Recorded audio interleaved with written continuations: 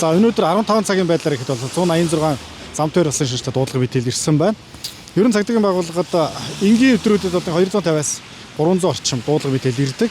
За яг ийм цагаагаар нөхцөл байдалтай үед бол энэ 2 дахин нэмэгдчихдэг.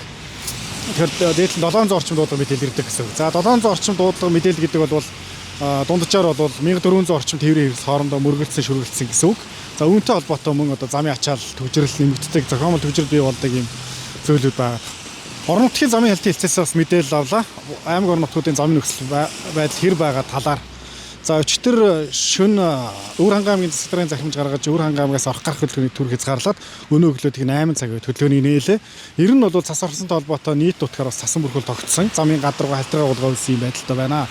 Одоо Загстан даваа, Солонготын даваа, Шарын даваа гэх мэт өндөр давааг үеэнүүд бол бас зорчгод хүндрэлтэй нөхцөл байдлууд үүссэн байна.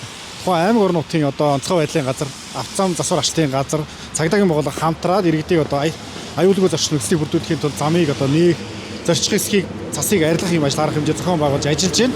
За нийт иргэд маань одоо цастаа байгаа энэ өдрөөр тийм ээ цаг үр орчны шинжилгээний хүрээлэнгээс өгж байгаа мэдээлэлээр бол цас бол ойрын өдрүүдэд үргэлжлэн орох төлөвтэй гэсэн мэдээлэл өгсөн. За үүнтэй холбоотой орон нутгийг аль болох зорихгүй байхыг зорих шаардлагатай бол одоо зорчиж байгаа аймаг орон нутгийнхаа цагаагаар нөхцөл байдлыг баталгаатай их сурвалжаас авсан үндсэн дээр батлагдсан зам маршрутаар бол хөдөлгөөнд оролцохыг болж шөнийн цагаар хөдөлгөөн үлдэхгүй байхыг бас анхааруулъя.